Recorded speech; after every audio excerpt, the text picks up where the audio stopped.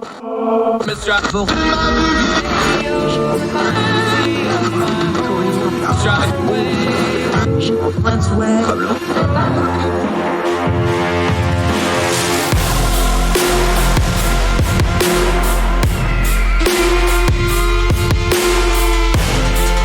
your host, Andrew Donaldson. This is Heard Tell. Welcome back to Heard Tell. Thank you so much for giving us the most precious thing you have, your time, as we continue to do what we always try to do, turn down the noise of the news cycle, get to the things that really matter and the information we need to discern the times we live in. And then that way we don't just react to everything all the time or get caught up in stuff. We can kind of figure out what's going on and our place in it all. There's a debate going on over in the UK that happens here in the States from time to time about national service. Now, in the larger context, there's a prime minister general election going on over there. They're getting ready to pick a new leader. We've talked about it on the program recently. We're going to talk about it again today with Alex Petropolous, one of our great UK contributors, because I've had him on the show before. He's a great writer, really good guy, has a vast background of living abroad, not just in the UK, but grew up in Greece. He now lives in Belgium. But he did an interview on Sky News, and I saw this interview, and it really brought this national service debate into focus in a couple of ways, because he was the young guy. They brought on a middle-aged guy, and they debated this on Sky News. And kind of the presenter and the guy were kind of ganging up on Alex a little bit, but he held his own. We're going to link to it, heardtell.substack.com, or in the show notes on everything but iTunes, because iTunes doesn't let us link to anything for some reason. I digress. Alex was talking to this older guy, and the older guy, let's just be honest, he's more my age, my generation, right? And Alex was the younger generation, and Alex was against it, and that guy was for it. And the gentleman, I'm not picking on him because a lot of people hold this view, and I can understand how he came to this viewpoint. His viewpoint was, well, we need to make, I'm paraphrasing here, we just make these young people serve their country, and that's going to give the country something, and that gives these young people something, and da-da-da-da-da-da-da-da. And then he drew from his own experience of being both active duty and a reservist. The reservist system's a little different in the UK, but you get the idea. And he talks about, the house I live in is because of this, and I got this, and I got that, and that. Time out. National service is a great thing. National service is an honorable thing. It's a noble thing to serve your country, serve something bigger than you. The problem here in the debate we need to have about national service is exactly why I brought my eyebrows up when Rishi Sunak, who's in the process of losing his premiership in the UK, brings it up. It's the same reaction I have when people in the United States bring it up. Too often it is pulled out by the older generations or by a desperate politician as just this kind of shirt to wave at the young people, for not for their benefit, but for older voters to go, if we just make these darn youths do something, it'll all be better. That's kind of how this boils down a lot of the times. Now, they put a lot of flowery language around it. They talk about patriotism and service and all that, but mandatory national service doesn't create patriotism. You cannot artificially create patriotism. You can't do it. I'm about as patriotic as anybody can possibly be. You can't make somebody be patriotic. It's an idiotic notion, and we should stop saying it in any of those terms. Making them stand for the Pledge of Allegiance does not make them patriotic. It makes them obedient. Making them listen to the national anthem does not make them patriotic. It makes them obedient. Patriotism is something inside you. However, I do think there's a lot of benefits to national service. My problem and Alex's problem, and the problem this gentleman couldn't seem to get his head around over, is the compulsory part. There is a generation gap in politics, whether it's the UK or the US. We are in the midst of generational change. The boomer generation, we're coming off the D-Day celebration right here. We're the greatest generation, the 80th anniversary. It's the last time we'll probably have living veterans at a major anniversary like that, because they're almost all gone. They're all over 100 years old or over. Now, I think the oldest one there's like 107. They're almost gone.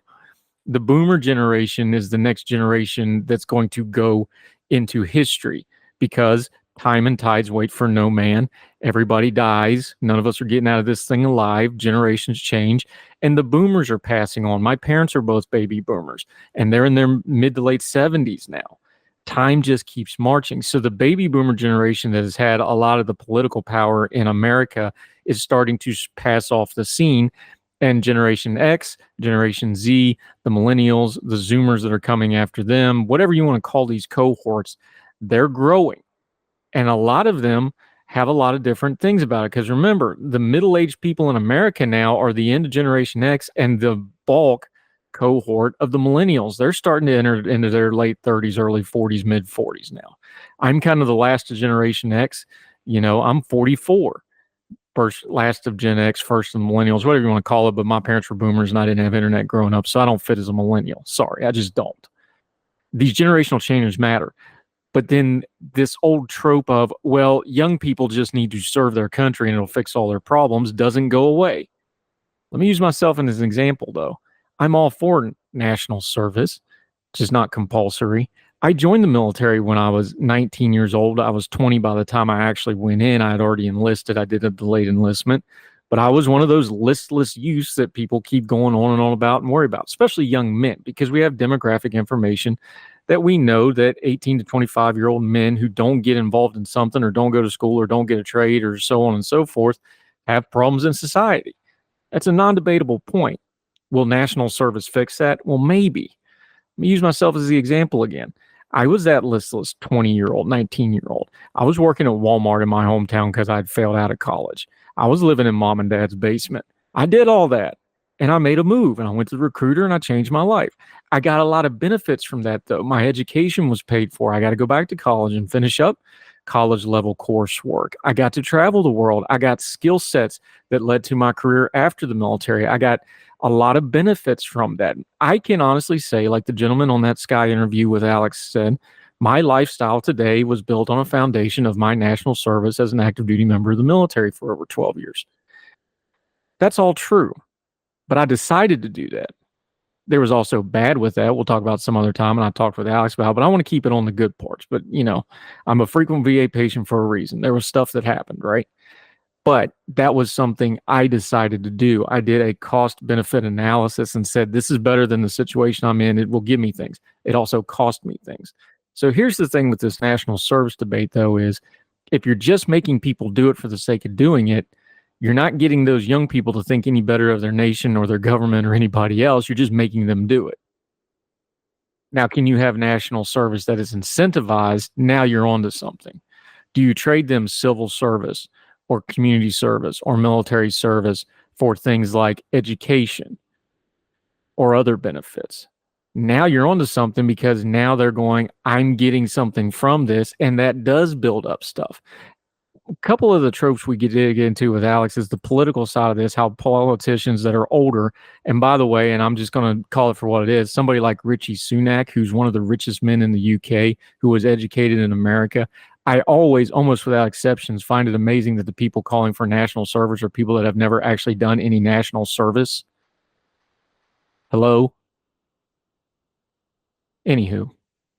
We get into it with Alex, this trope of older politicians just waving the shirt that the youth will be fixed if we just make them do certain things isn't true. You got to incentivize them. You're going to end up with these generation of people that have gone through housing crises and COVID and having trouble getting into the careers they want and all this sort of thing. And let's call it something else we cover a lot. People that go through the higher education system spend a lot of money on it and don't have degrees and skill sets that are applicable to the job system that is as it exists in the world, not as it was pitched to them as pipeline students, and they get frustrated. Frustrated young people cause problems in countries. Making them do things isn't going to make them less frustrated. You have to incentivize things.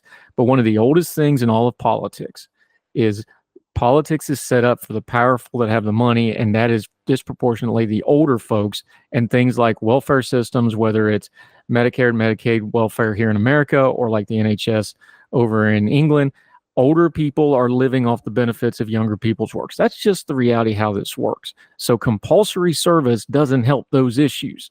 What we need to do is start figuring out ways to incentivize and reward people that are young who make decisions to serve their country, to get into jobs, make things easier for them. So we talk about that a little bit. We also get into politics. Since the last time we checked on UK politics, the general election has been called. We're going to talk about a little bit about Keir Starmer and Labour trying to get the reins of power after 14 years. We're going to talk about Rishi Sunak and the sinking ship of the Conservative Party over there.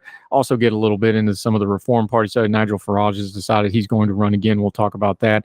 Alex Petropolous is a great friend of the program, really sharp guy.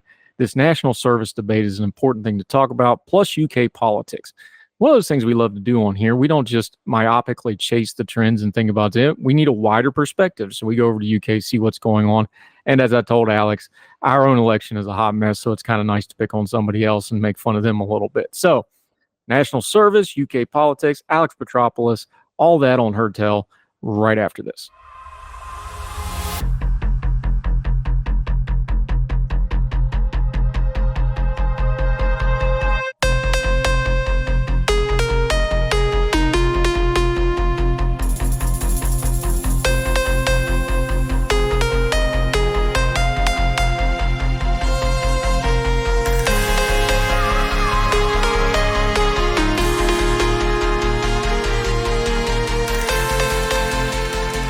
Welcome back to Heard Tell. Okay, we haven't talked to Alex in a while, but we are thrilled to get him back. I need a flow chart for this, buddy. You're born in England, have the English accent, but you grew up in Greece, and now you're in Brussels. You're all over the place, my friend. Alex Petropolous, how are you, sir? I'm doing very, very well. You don't need your flow chart. You got it well there. Born in England, grew up in Greece, studied in England, moved back to Greece, and now in Brussels. Yeah, I'm doing great. It's great to be back on the show. A man of the world. Awesome to talk to you. He does a lot of policy stuff, a lot of AI stuff. We're going to talk about something else because, buddy, I caught you. You were on Sky News doing an interview, and it actually kind of got my back up a little bit. I want to talk about this national service thing. We'll talk UK politics in a minute. But one of the things, Rishi Sunak, who has a very steep hill to climb to hold on to his premiership, most people think he's going to lose it for a lot of reasons, not all his fault. Some are his fault. We'll talk about the politics in a minute, but he did what I've heard a lot of politicians do in the UK. I've heard them do it in the US. Other countries, they do this. One of the things he pulled out of the rhetorical bag was to promote national service, either military service, civil service, etc. I've heard this a lot over the years. I hear it here. I hear it there. I don't like it. And let's do this. Let me lay a couple biases on the table. Okay. Mm-hmm. I did serve in the military voluntarily. We have volunteer military in the U.S. I went and I did military service.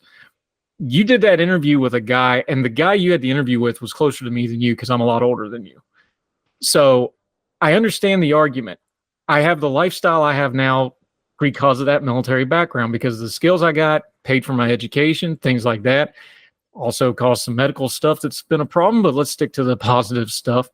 I get the argument that it serves you, but I don't like this idea that we just pull it out of the bag and do a compulsory with nothing else. And I think you made the point, you're younger than me, you're one of those younger generations, like the compulsory point just for the political points for an older generation, that rubbed you wrong. And it was for not just that, but because it kind of goes to the heart of a lot of the political problems and this generation gap we're seeing in UK politics. That was your take on it, wasn't it?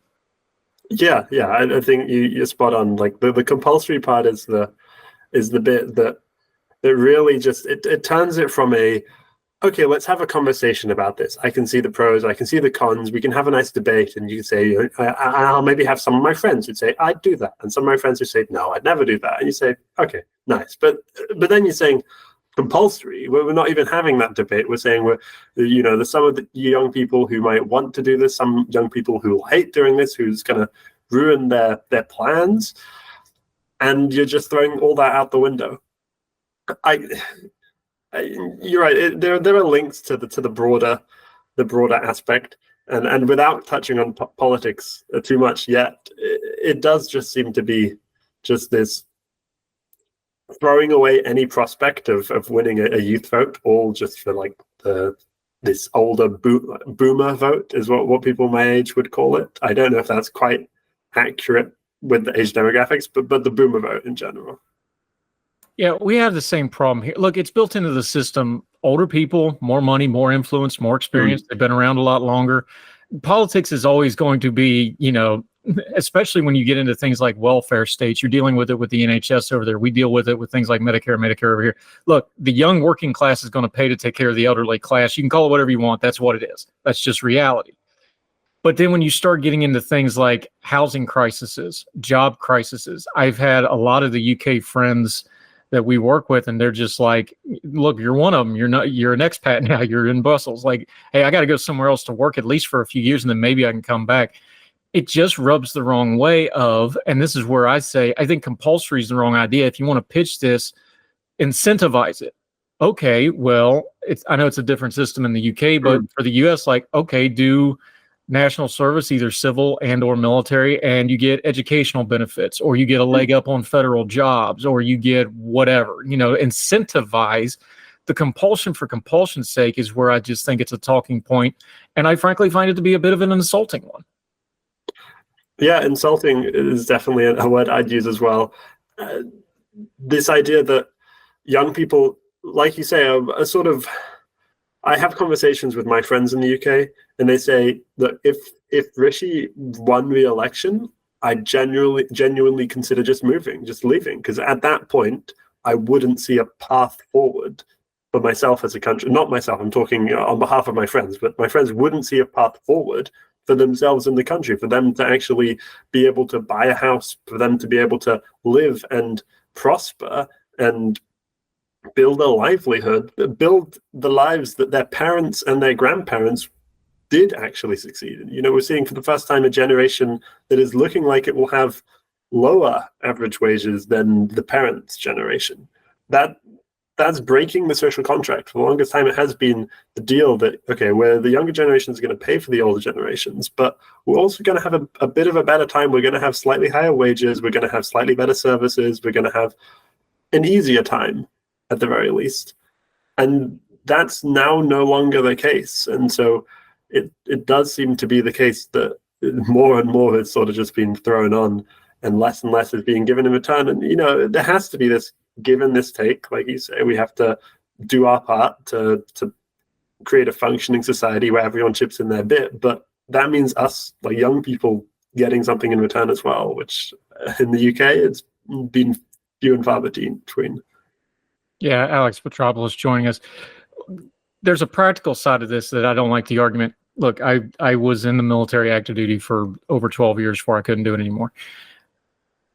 A 1 year of military service is not very helpful to the military, because, you're going to spend 8 to 12 weeks in basic training. It's going to take you 2 to 3 months to learn whatever your skill set for your career field or job classification is. You're really only going to get about 4 or 5 months of service out of somebody. And that's an extreme amount of investment into somebody from the military's point of view that they're not going to keep. And I understand they'll go into a reserve kind of thing you can pull, but that's a different thing.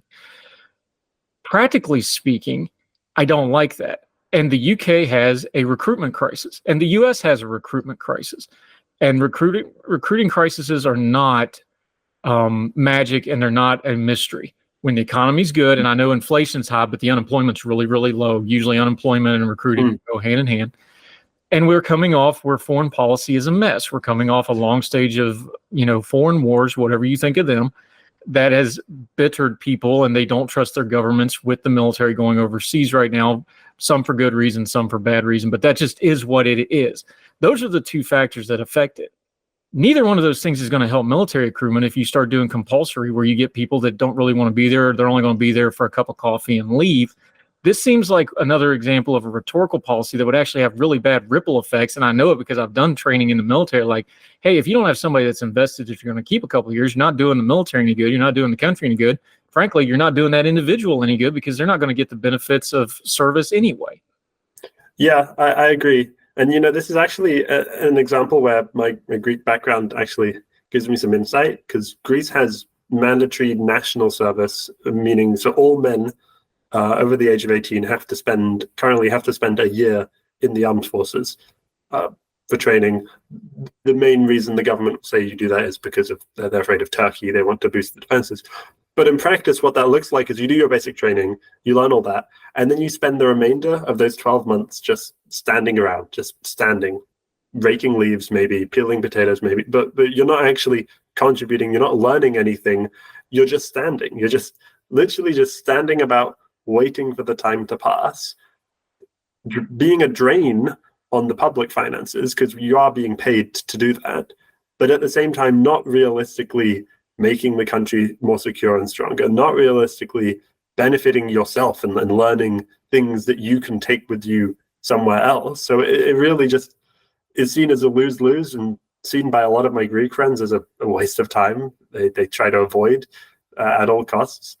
And I think that I wouldn't be surprised if a UK version of this looked similarly. If it was, haphazardly organized, they sort of say, we're going to do national service. This will be great. Put them in the army. That doesn't inspire confidence. And like you say, you have to really approach this from a very strategic point of view. We say, okay, what are the sort of people we want to be trying to bring into the military? How do we get them? How do we make it an attractive institution for them? This is the complete other end of the spectrum is what we're going for, which is, just throw them all in and it'll fix the problem. Yeah, and this goes back to, from my own experience a little bit. You're going to end up with a caste system military where those folks, there's going to be a whole section of the military just designed to shuffle those folks and pipeline them through and get them out. That's completely separate from everything else going on, because the military is going to see it as a waste of their time, because it's mostly a waste of their time. Even if you do end up retaining 2, 3, 4, 5%, it's going to be a low number. That one of the things came up in that interview you did with Sky News. We're going to link to it in show stack notes. Watch the whole thing. Alex did a really good job on that, even though you were getting ganged up on by both of them. I felt in a little bit.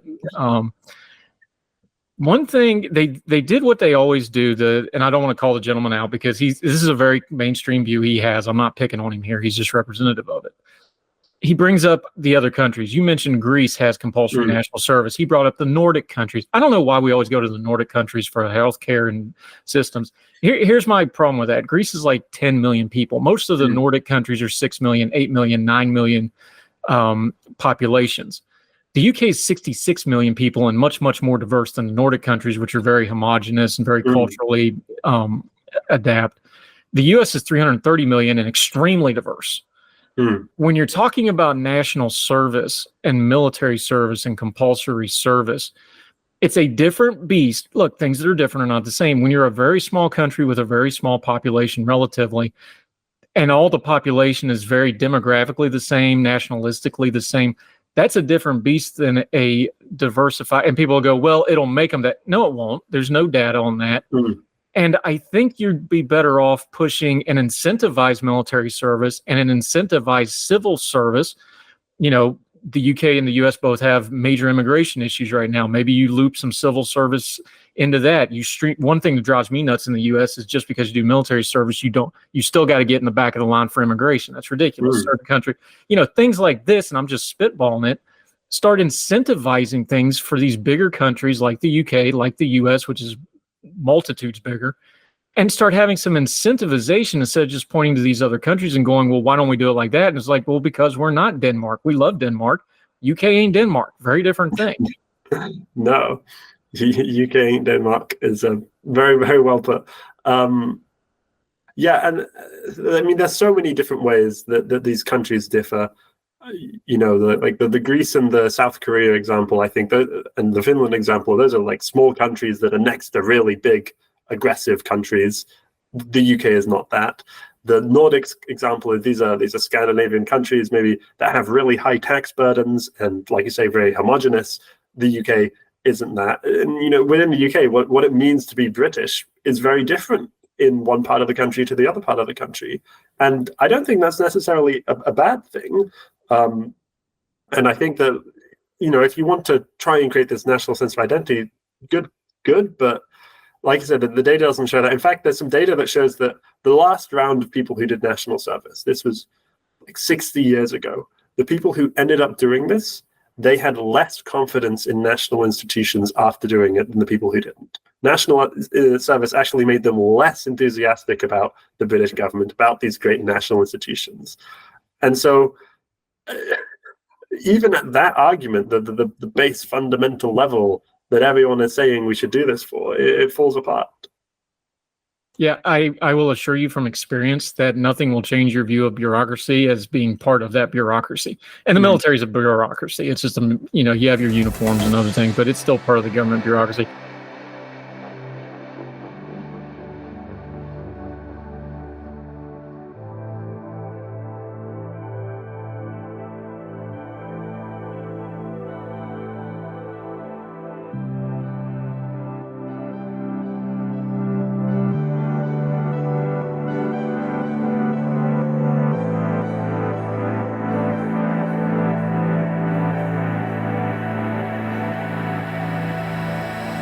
Alex Petropolous joining us. I think there's really something, I think you're onto it when you were talking about how this is indicative of the youth gap that we're currently seeing. The U.S. has this problem too, but especially in the U.K., we've been covering this for a couple of years now. Things like the NHS, which is just gobbling up everything that's going on in the country. It's a fact of life. You can rail against it, but there needs to be reforms and it needs to have some conversation about it. And it's almost like it's this untouchable. I think it's a little, people are joking about it. It's the true religion of England. I think that's a little over the top, but you get the idea. The youth vote and the gap as this new generation is rising up, and you pick whatever cohort you want, Zoomers, whatever you want to talk about. Let's just say the under 30 and rising, because that's really the group we're talking about. This is the group that things like the national service thing, when you tell them that, they recoil to it. But it's not just the national service thing. And you've already touched on a little bit, but just articulate it for folks is like, hey, all these other problems, and that's the one you're going to throw, that's the log you want to throw on this fire, not fixing housing, not working on job creation, not working on, the industrial changes in the Midlands, not working on, the immigration problem in the cities. That's the one they throw on because it's just a buzzword. Is it more than just rhetoric? How do you start talking to the younger voters? And these younger voters are now adults with kids. They're adults with careers. This is going to be the new generation in government in the next 10 years. How do you change the conversation from that boomer speak? I know that's an unfair characterization, but everybody knows what I'm saying when I say that. How do you change that conversation to something more productive of, okay, yeah, we have new ideas and no, we don't want it the way it works, but can you at least give us a hearing on some of this? Yeah, I think that to summarize what we said, my generation and the generation just above me's response to hearing national service was very much just, oh, come on, really? Like, we've been crying out about the problems that have actually been affecting us, and this is your response. But to answer your question of how you actually talk to the youth, I think the UK is a really interesting case study here, because across America and other Western countries, you've actually seen that youth has been shifting a bit rightwards. And this has been a response to maybe some of the problems that we've been facing not being addressed. And a lot of them, especially in the Anglosphere, like housing prices, come from maybe more too restrictive controls on the market, not allowing the market to build enough housing, and a feeling that like the economy is failing for young people. But in the UK, the youth vote as a whole hasn't shifted right. It hasn't gone towards the Conservative Party because of how crap the Conservative Party has been at delivering to young voters. And in fact, what you've actually seen is not the case that young voters don't care about things like immigration. You've seen a lot of young voters actually now swap over to, say, like Nigel Farage's Reform Party, because they're actually speaking to them and they're saying, look, this is an issue we see you caring about. We're going to tell you how it is. We're going to actually promise a solution. I think that UK politics has got to this point where it's got beyond young people are fed up enough that they won't actually listen even to what the Conservative Party would have to say. They're done. They're finished. They couldn't announce anything today that would change, in my opinion, a young person's mind about who decided who they were going to vote for. It will have to take a whole generation to change that. Even the alternatives, though, aren't exciting a lot of young people. There aren't many options that are getting people to say, wow, this is really what I feel is calling out to me. And that's indicative of the fact that nothing has been working for young people for so long. So to really summarize that for you, the only way we can actually change the way we talk to young people is to actually just deliver something to them, give something to them, show them something that will actually improve their lives meaningfully, and then they'll start listening. Yeah, and Rishi Sunak backpacking on the overnight train is not that thing, right? Just to be clear.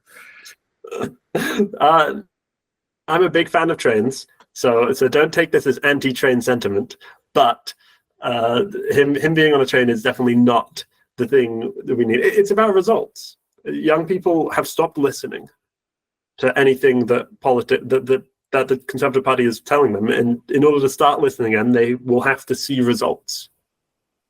Yeah, Alex Petropolous joining us. This is a good way to get into the UK election that's coming up, though, because earlier I said some of this is Sunak's fault, some of it's not. Let's start with what's not his fault. You just mentioned it.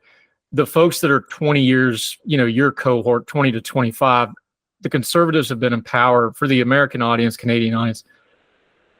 Basically, your entire living memory, the Conservatives have been in power for 14 years. There's just inertia involved here. We've been talking about it for 2 or 3 years in the UK. Like, look, it's just inertia. You can't stay on top forever. It's going to stop at some point. And we've talked about it before.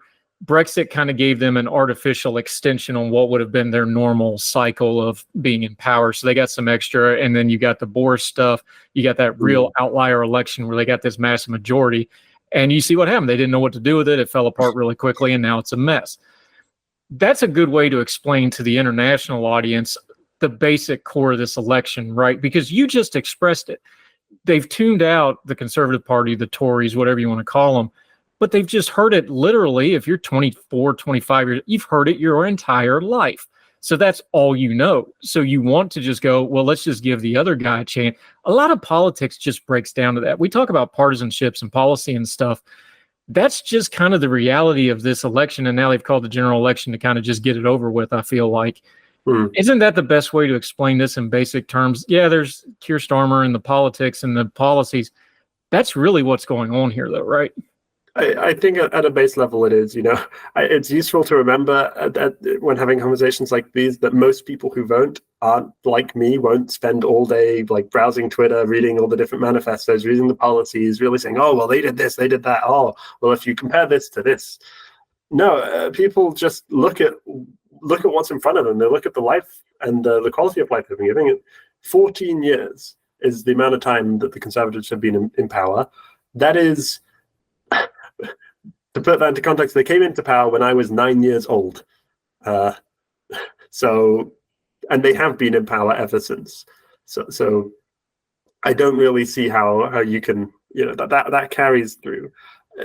And one interesting aspect of that is the sort of parrots this message is the Labour Party and their messaging. And their slogan for the election is just one word, which is change. And I think that really succinctly summarizes what they think the British public want to hear, which is, we want something different. It's about time. You have voters who voted for the Conservative Party in the last election who are now saying, yeah, I voted for them, but we need something else now.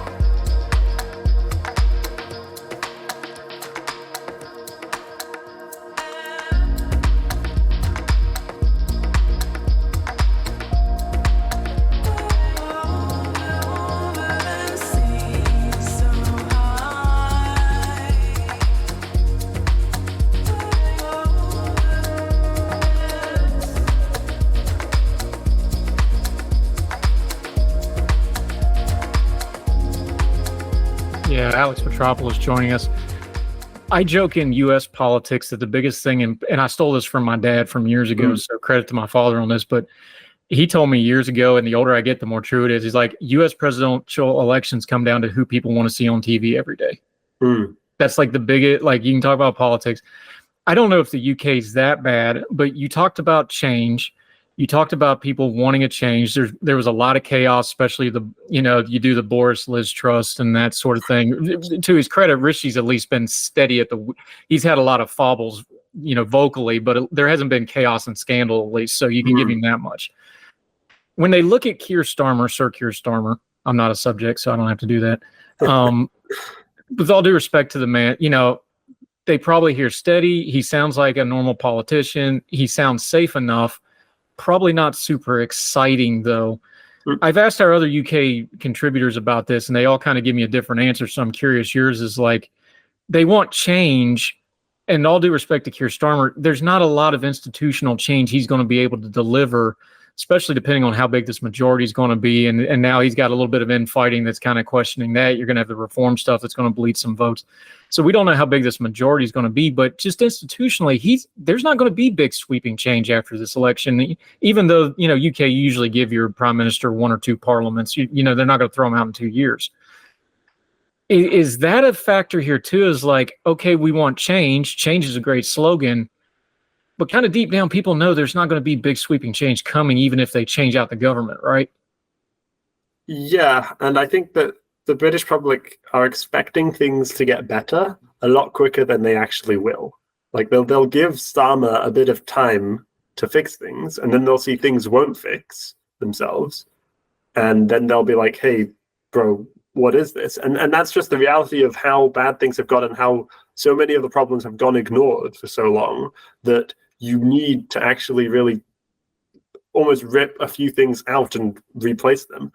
Now, if you want my personal take on this, I align quite strongly with where Starmer has placed himself politically, and I'm optimistic. I'm hopeful. I want him to make systemic large form reforms. I want him to make those big changes, and he's been teetering back and forth of saying one positive thing that's hints that he might do that, and then also not. And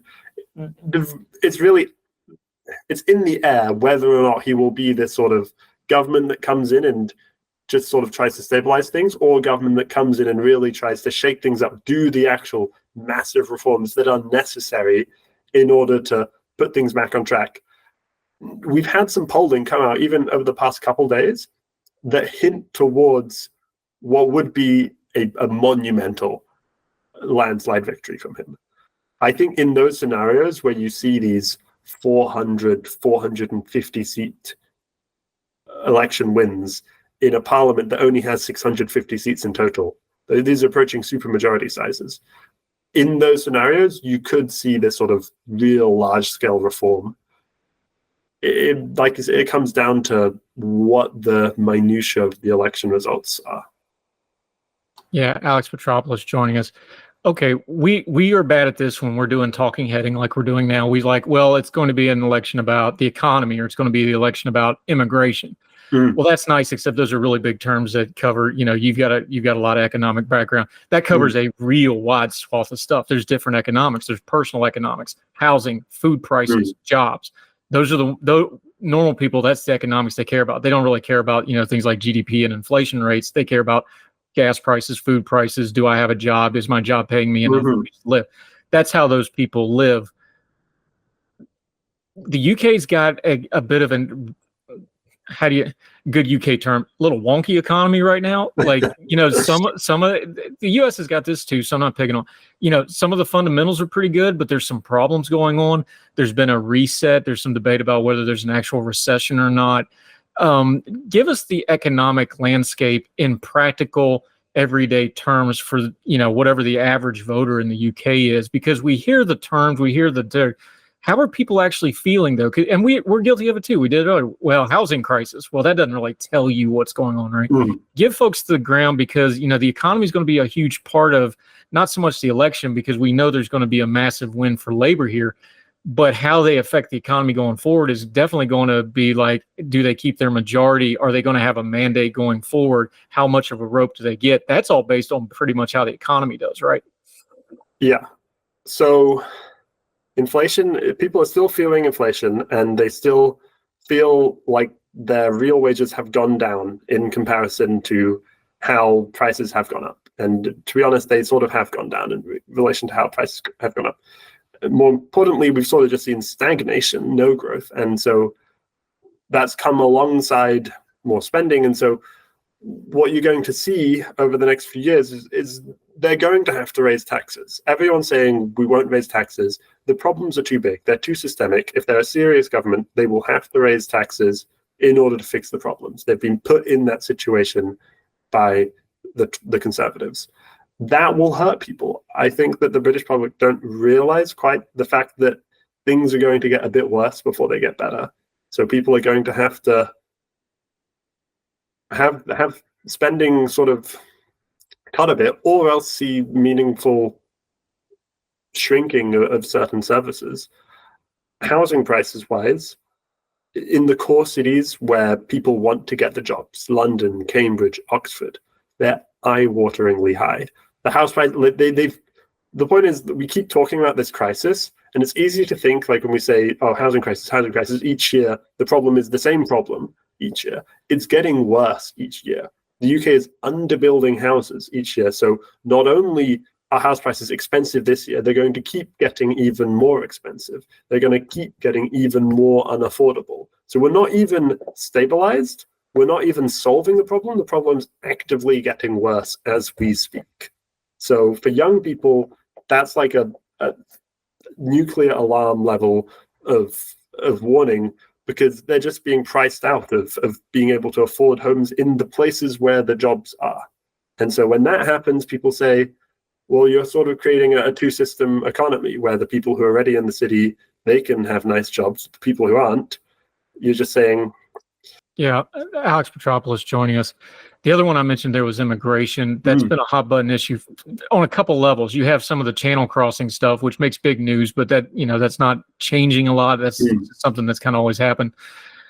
Underneath a lot of this, and we talked about, the political malaise where people get frustrated. The UK hasn't had a lot of extremism in its politics, domestic politics a lot, but you're starting to see some signs of it, and some of it's poking out in this immigration debate, because for the first time in these by-elections, you're starting to see some sectarian voting. You're seeing some nationalism, anti-immigration stuff that's getting kind of ugly. You've got things like this that are getting driven. So both sides of the extremist argument feed on crap like this. What can the new government, when they get in, or Sunak and his, the dying days of his premiership, probably ain't going to get a lot done. What does Labor need to do to at least feel like there's some stability coming on the immigration stuff, just for the overall good of the country, number one, and number two, to try to turn down the rhetoric a lot, because that's the kind of stuff that starts really seeping in if there's a feeling that it's out of control and chaotic, and it feeds both sides of extremism, and then it ends up with a lot of good, innocent people in the middle. So in the short term, the incoming Labour government actually is in an okay situation, in the sense that they've said publicly, we're going to bring immigration down. And, I'm a big fan of immigration. And so normally I'd be like, I don't really like a party that I'm going to vote for saying this. But in practice, the immigration is already just going to fall. It's going to lower by itself as a baseline. We were sort of experiencing an artificial spike of pent-up demand that was held up from COVID and held up from Brexit, and we had a little bit of an artificial spike in immigration, and so immigration numbers will naturally come down.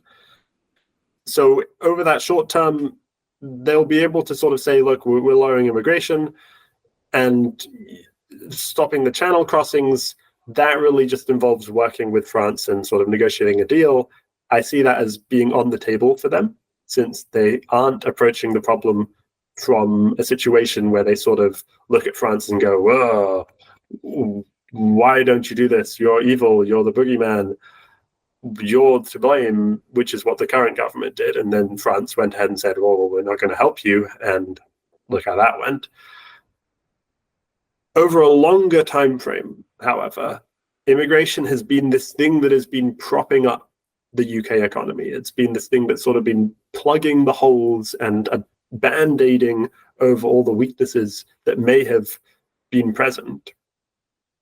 You have to fix that in the long term. You have to either keep immigration up or change how immigration happens, or you got to fix some of those systemic holes. And the fact that the UK economy has still stayed about competitive with its peers, despite all these structural problems, is a sign for optimism. It means that things can get better. But with the removal of this Band-Aid, they could also get worse.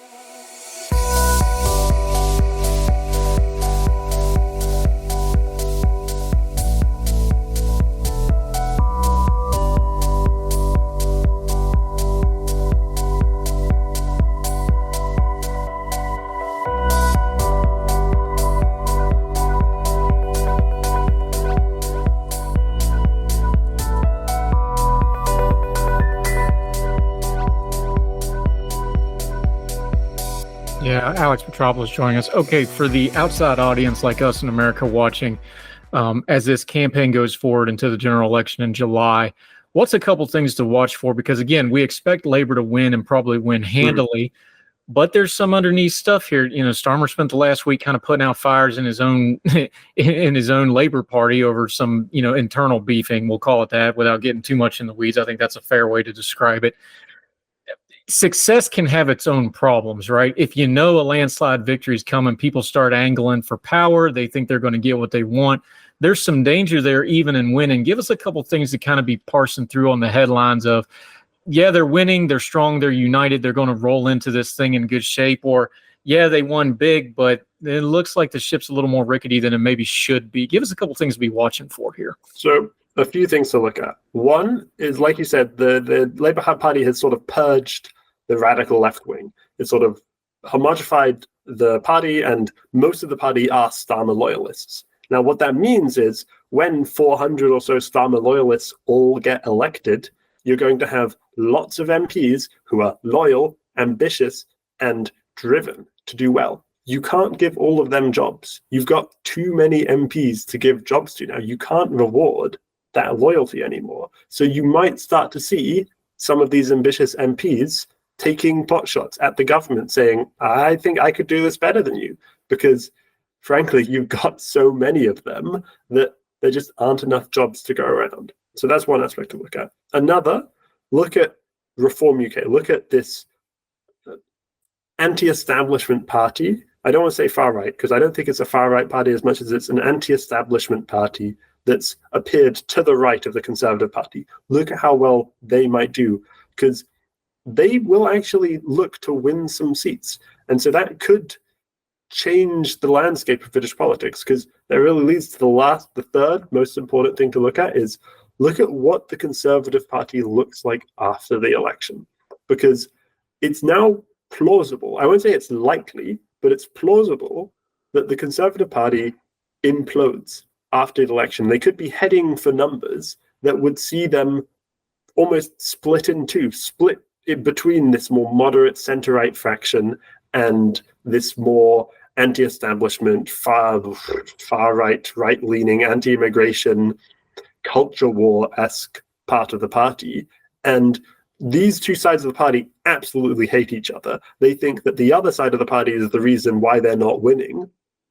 And if they catastrophically crumble in the election, you could very much see half the party suddenly saying, that's it, I'm swapping to Reform.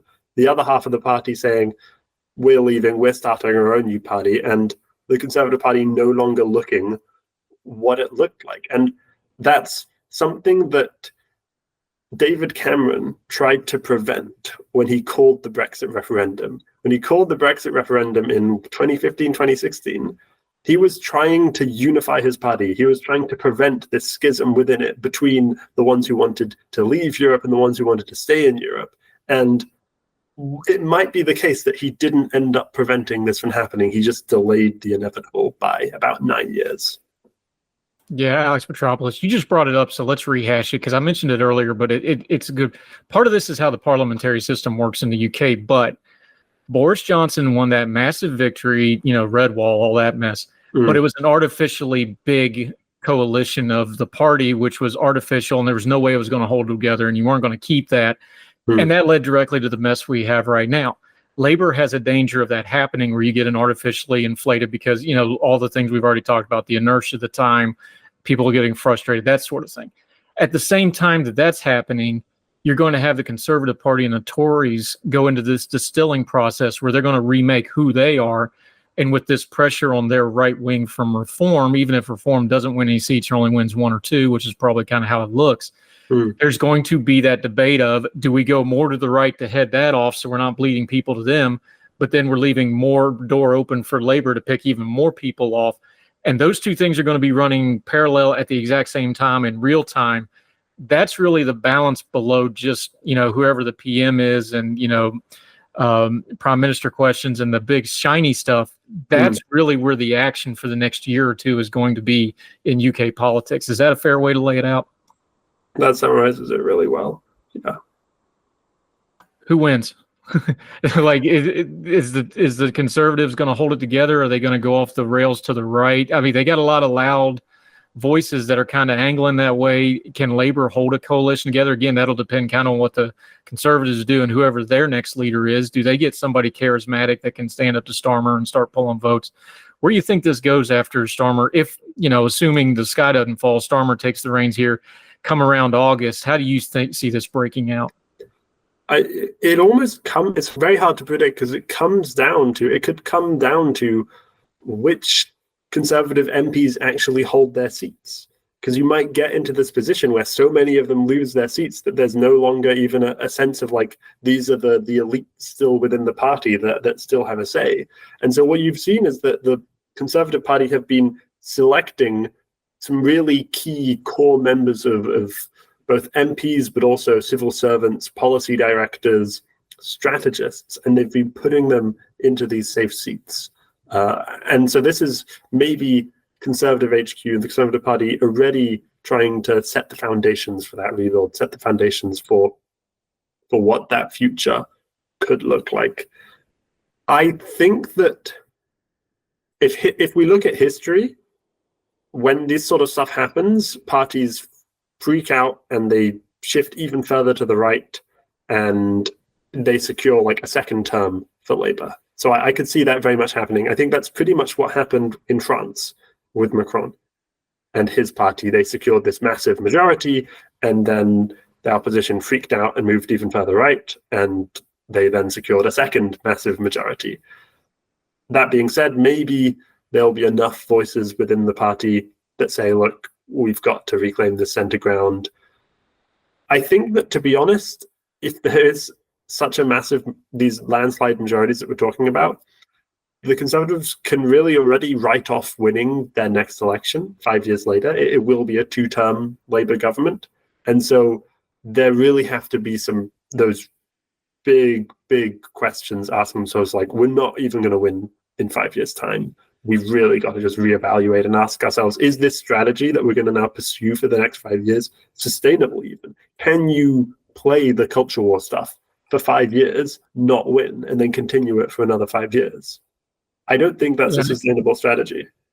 Yeah, and it's important to note here, traditionally in UK politics, you get that second term for a government. They almost always get at least a second term of government, just traditionally. But a lot can happen in 5 years. Look how much has happened in the last 5 years, because, we're 5-6 years past Brexit now, so who knows? All right, I'm compelled to ask you. I don't really want to. You brought up Reform Party, though, but Nigel Farage is now going to stand for election.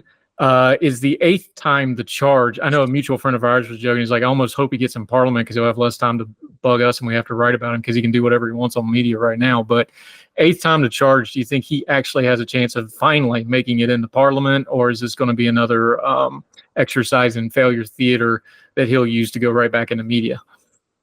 I think he'll get in, to be honest. I think that he wouldn't be running if he didn't think he'd get in. He's always thought that he's had a chance, but this time I think will be different. The things are looking so bad for the Tories that he may now have a shot. And I'm almost interested to see what a parliament with that could look like, because he will say the things about immigration that I completely disagree with him about. But beyond that, he does also have some interesting views. He's for reforming British politics in general and fixing the voting system away from this first past the post system that would give Labour this massive majority. And so you might even see this weird situation where you have a debate happening in Parliament where the Lib Dems, the Liberal Party, are saying, we think you should fix the voting system, do proportional representation. Labour is on the other side saying, no, we need to keep things stable, we need first past the post. And then you've got Nigel Farage somehow on the same side as the Lib Dems. I think that would be amusing, to say the least. It'll be entertaining, if nothing else. Never a dull moment in UK politics. Alex Petropolous, love chatting with you. Let folks know where they can keep up with you and what you got going on. We've already talked about a few things. I'm going to have you back on here in a couple of weeks, hopefully. Let folks know how they follow you until we get you back on Heard Tell again, my friend, whether you're in Brussels or England or wherever you may roam. Twitter is the place where I'm most of the time. Twitter.com/AlexTPet. Tweeting about politics, tweeting a lot about this election. Honestly, there's never a dull moment. Every day has been a blessing on my timeline with just seeing what they could possibly come up with this time. I was so excited for this election, so anticipating it so much, and it has delivered so much more than I could have hoped for in terms of entertainment value. I don't know, man. You haven't even convicted one of your main candidates yet. I mean, you're kind of boring over there. We are 100% covering y'all, so we don't have to look at our own mess. I'm not even going to pretend we're not. Touche. How much of that's bleeding over? Just out of curiosity. I know the conviction thing, because I was getting media requests from Canada and UK on wanting do some talking head and when the conviction came down. But how much of that actually broke through the news media over there? Especially now that you're in Brussels, which is more mainland Europe. And for folks that don't know, UK media and European media are two very different beasts, even though they overlap and they watch each other. How did it play over there? Yeah, because UK media is almost looking for the American audience, but it definitely broke through. The conviction really broke through. I was getting messages from my friends. I got a message saying like convicted with no context. I was like, what? Are you arrested? Like, you can't just send me the message convicted with no context. I don't have news alerts on my phone. I was momentarily concerned, but all my friends were talking about this. All the media was talking about it. It's a big story. But beyond that, I think that the US election has sort of simmered down in UK and European media to just being this sort of battle between two old men. We don't know which way it will go. And it's a bit boring, and we'd prefer boring in the sense that we'd prefer if there were some other candidates to talk about, which maybe some parallels between the US narratives as well. Alex Petropolous, appreciate the conversation, my friend. Always enjoy it. Appreciate your time. Have a good day, sir. Thank you very much. You too. Yes, sir.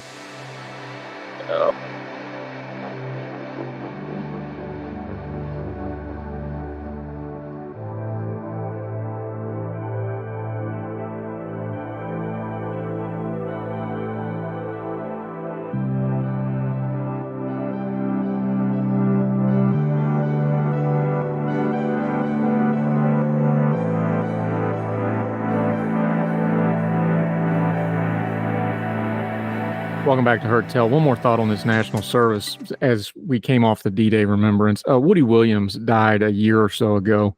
He was the last Medal of Honor recipient from World War II that was still alive. He was a West Virginian, somebody I was familiar with. I was really honored. I got to write one of the obituaries for Washington Examiner for Woody Williams, a great man. He won the Medal of Honor for his work and his duty and the way he fought on Iwo Jima. He had a flamethrower. He literally was in battle with this tank of explosive fuel on his back and fighting. The two men that were assigned to escort him were both killed. He ended up being awarded the Medal of Honor. Woody Williams, though, fits into this national service debate a little bit in this way. Woody was in his early 20s when Iwo Jima happened. About 6 hours of that battle is what he's remembered for mostly. But Woody Williams lived to a very old age. Woody Williams was rejected by the Marine Corps and the Army both for being too small. He was only about 5'6". And then as the war drug on, they lowered the standards and he got in. They didn't think he was big enough to fight. Silly them, right? But the vast majority of Woody Williams' life was not on Iwo Jima. Woody Williams' brother was also in the service, was in Europe and served in Europe, came home a very broken person. We didn't have the knowledge we have now about things like PTSD, physical and emotional wounds that man had, and he died very, very young shortly after the war. This greatly affected Woody Williams. And Woody has talked about the fact that he was a bit of a train wreck himself. Personal life, he had developed bad habits. He had mental problems from the war that they didn't know how to diagnose at the time. And he was very open about it. And the death of his brother affected him greatly. But he had that moment of realization, is like, if I don't change, this is going to happen to me too. He quit drinking. He decided to concentrate on his faith. He was a Christian, whatever your faith is, but he was a Christian. He found religion, got his faith together. And then he did what he calls his national service. And that's a term he used. Not his stuff as a Marine on Iwo Jima, but for pretty much the rest of his life, he went to work for what we now call the Veterans Affairs. He he spent years, decades working as an employee, as an advocate. He worked for veterans and veteran services. He was on the front lines of a lot of the change that we saw on how veterans were treated, especially the Vietnam era veterans, because he had the cachet as a Medal of Honor recipient to get attention on things like that. He spent the rest of his life working for veterans and for his country. And when you talk to him in interviews and you hear him talk, and when I was researching stuff to write about him, and I'd already read about him, and then when I went to write the obituary and the memorial for him, there was so many quotes of him talking about, this is how I serve. I serve my country this way. National service is easy to point to the wartime valor like the D-Day stuff. But the people that survive those and the veterans, they live long lives. We have 100-year-old veterans today for the 80th anniversary. We have civil servants. And yes, those dreaded bureaucrats, people that spend 30, 40 years working for the government. It's really not fair for us to just say, well, they just did it for the money. Well, of course they did it for the money. You do your job for the money. But they're also still serving our country. We need to understand that things like national service are an all of the above thing, not an and or thing. Your favorite little thing does not a country make. We have a big pluralistic country, and it takes a little bit of all these different things to keep it going. There's a lot of ways to have national service. Compulsory, as we've hashed out, isn't the best way. Incentivizing national service is the way to go. And especially as we try to legitimately deal with some really tough issues in a very changing world, and in America, we talked about the UK a lot today, but let's just go back to America for a minute. In an America that has a lot of real problems and has some structural problems built into our system of government because it's been going for, 200 and almost 50 years now. We've just got some, it's like remodeling a house. There's stuff we got to get cleaned up. There's stuff we've learned. Things have changed. Things need to change. Our country's changing demographically. It's changed economically. Its place in the world's changing. One of the ways to work on all that on a good level, though, is having a good national consciousness of service. But you can't make people have it. You got to incentivize it. And above all else, people have to have a government and a country that they think is worth serving and worth their time to serve. And that takes everybody holding our government accountable, demanding the best of our government, and making sure that we get a government that gives us the things that are worth protecting, defending, spending a lifetime serving. We get the government we deserve. So if you're saying our government doesn't deserve national service, that really starts with us. Once again, like almost all problems in a representative democracy, you don't like how the government looks, start with the mirror. That'll do it for Heard Tell. However you're listening to the program, we hope you're enjoying it. iTunes, Spotify, however, drop us a line. Love to hear from you. Heard Tell Show, gmail.com, Heard Tell on the Twitter. Until next time, wherever you and yours are, we hope you're well. We hope you're well fed. And we'll talk to you again soon for more Heard Tell.